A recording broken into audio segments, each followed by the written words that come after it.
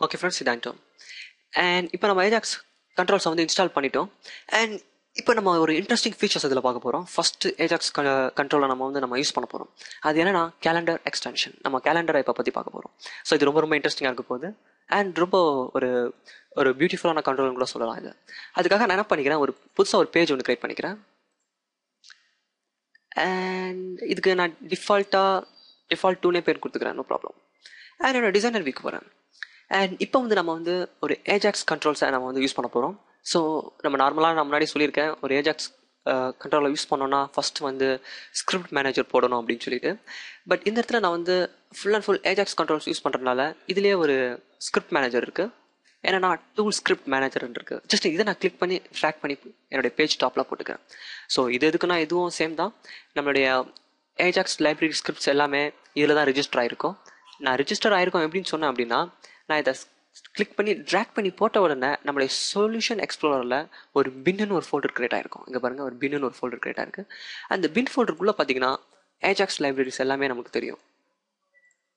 So இது எல்லாமே நான் இப்போ இந்த டூல் ஸ்கிரிப்ட் மேனேஜரை ஜஸ்ட் கிளிக் பண்ணி ட்ராக் பண்ணி என்னோட பேஜில் போட்ட உடனே ஆட்டோமேட்டிக்காக இதெல்லாம் கிரியேட் ஆனது.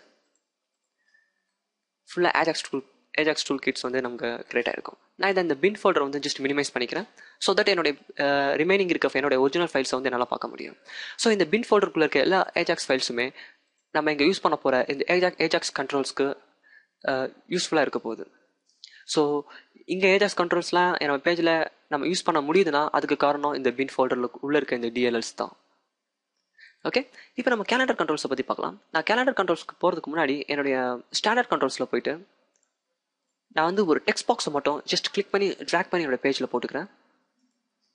ஓகே, இப்போ நான் என்ன பண்ண போகிறேன், என்னுடைய இந்த டெக்ஸ்ட் பாக்ஸை கிளிக் பண்ணோன்னே எனக்கு ஒரு கேலண்டர் ஜஸ்ட் பாப்பப் ஆகி எனக்கு டிஸ்பிளே ஆகும்.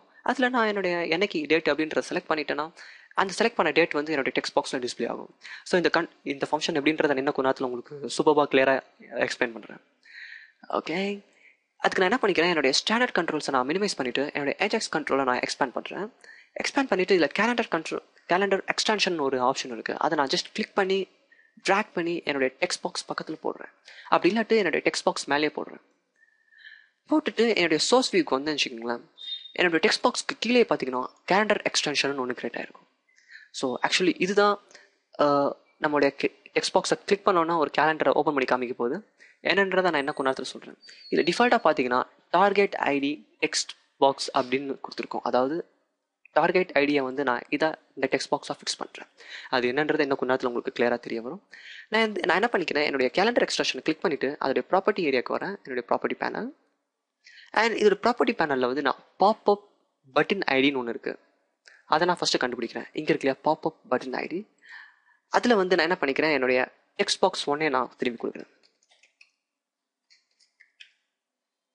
ஓகே, டெக்ஸ்ட் பாக்ஸ் 1 அண்ட் டேபை நான் செலக்ட் பண்ணிடுறேன். ஆட்டோமேட்டிக்காக என்னுடைய பாப்அப் ஐடி டெக்ஸ்ட் பாக்ஸ் 1ன்றது இங்கே வந்துடும். இப்போ நான் என்ன பண்ணிக்கிறேன், என்னோட ஃபைலை நான் சேவ் பண்ணிவிட்டு நான் ரைட் கிளிக் பண்ணி வியூ இன் ப்ரௌசருக்கு போகிறேன்.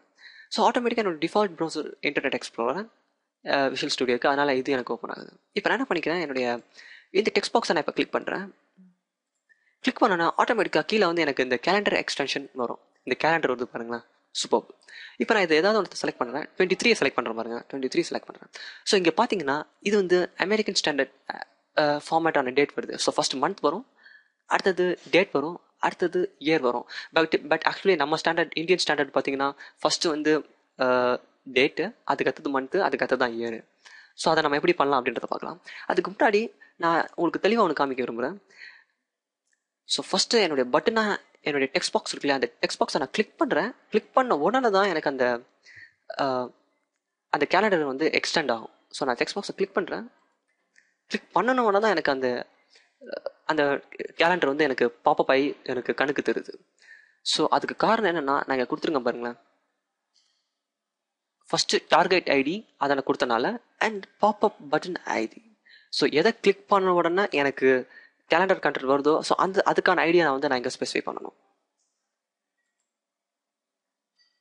நான் இன்னொரு வாட்டி சொல்லிக்கிறேன், இந்த பாப்அப் பட்டன் ஐடின்னு இருக்கு இல்லையா, அதை நான் டெக்ஸ்ட் பாக்ஸ் 1ன்னு கொடுத்தது காரணம், என்னோட டெக்ஸ்ட் பாக்ஸ் 1 கிளிக் பண்ண உடனே தான் எனக்கு அந்த டெக்ஸ்ட் பாக்ஸ் 1ல் இந்த கேலண்டர் எக்ஸ்டென்ஷன் வந்து ஓப்பன் ஆகணும். ஸோ நான் உங்களுக்கு இன்னும் கிளியராக எக்ஸ்பிளைன் பண்ணணும்னு வச்சுங்களேன். நான் ஒரு பட்டன் கண்ட்ரோல் என்ன பண்ணிக்கிறேன், ஜஸ்ட் கிளிக் பண்ணி என்னுடைய டெக்ஸ்ட் பாக்ஸ் கீழே போட்டுறேன். இந்த பட்டனோட ஐடி இருக்கு இல்லையா, அதை நான் ஜஸ்ட் காப்பி பண்ணி என்னுடைய பாப்அப் பட்டன் ஐடியில் வந்து நான் கொடுத்துட்றேன். ஓகே, ஸோ இப்போ என்னோட பேஜ் நான் சேவ் பண்ணிக்கிறேன். சேவ் பண்ணிவிட்டு ஜஸ்ட் நான் ப்ரௌசரில் வியூ பண்ணுறேன். இப்போ பாருங்கள், உங்களுக்கு கிளியராக அண்டர்ஸ்டாண்ட் பண்ண முடியும். இந்த பட்டனை நான் கிளிக் பண்ணுறேன். கிளிக் பண்ணோடனே இந்த பர்டிகுலர் டெக்ஸ்ட் பாக்ஸ்க்கு மேலே தான் என்னுடைய கேலண்டர் கண்ட்ரோல் வரும். இப்போ அந்த பட்டன் நான் கிளிக் பண்ணுறேன். பார்த்தீங்கன்னா எனக்கு அந்த கேலண்டர் கண்ட்ரோல் எனக்கு ஓப்பன் ஆகுது. நான் இப்போ இந்த ஏதாவது டேட்டா செலக்ட் பண்ணுறேன். டேட்டா செலக்ட் பண்ண உடனே இந்த பர்டிகுலர் டெக்ஸ்ட் பாக்ஸில் தான் எனக்கு டேட் வந்து டிஸ்பிளே ஆகுது. அதுக்கு காரணம் இந்த டார்கெட் ஐடி. எந்த டார்கெட் ஐடின்னு கொடுக்குறோமோ அந்த பர்டிகுலர் டெக்ஸ்ட் பாக்ஸில் தான் என்னுடைய டேட் வந்து போய் நிற்கும் நான் டேட்டா செலக்ட் பண்ண உடனே. பாப்அப் பட்டன் ஐடின்றது வந்து எந்த கண்ட்ரோலில் கிளிக் பண்ணால் எனக்கு வந்து அந்த டேட் ஓப்பன் ஆகணும் அப்படின்றத சொல்கிறது தான் பாப்அப் ஐடி. ஸோ அதுதான் என்னுடைய பட்டன் ஐடி. அண்ட் இன்னொரு விஷயம், நான் சொன்ன மாதிரி இது அமெரிக்கன் ஸ்டாண்டர்டில் இருக்குது. நம்ம இந்தியன் ஸ்டாண்டர்ட், அதாவது ஃபஸ்ட்டு டேட், அதுக்கு அடுத்தது மந்த், அதுக்கு அடுத்தது இயர், அது கொண்டு வரணும்னா நான் என்ன பண்ணிக்கிறேன், இந்த இடத்துல ஜஸ்ட் ஸ்பேஸ் விட்டுட்டு ஃபார்மேட்டுன்னு டைப் பண்ணிக்கிறேன் அண்ட் 2 டபுள் கோட்ஸ். அண்ட் இதுக்கு உள்ள நான் வந்து DD/MM/YYYY. ஸோ இதுக்கு என்ன அர்த்தம்னா first date, month, year 2013. So அதுக்காக அண்ட் சேவ் பண்ணிவிட்டு ரைட் கிளிக் பண்ணி வியூ இன் ப்ரௌசர் போகிறேன். அண்ட் இங்கே பார்த்தீங்கன்னா பட்டனை நான் கிளிக் பண்ணுறேன்.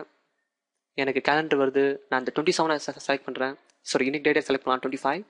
ஸோ ஃபஸ்ட்டு டேட் வருது, அதுக்கு அடுத்தது மந்த் வருது, அதுக்கு அடுத்தது இயர் வருது. சூப்பர்.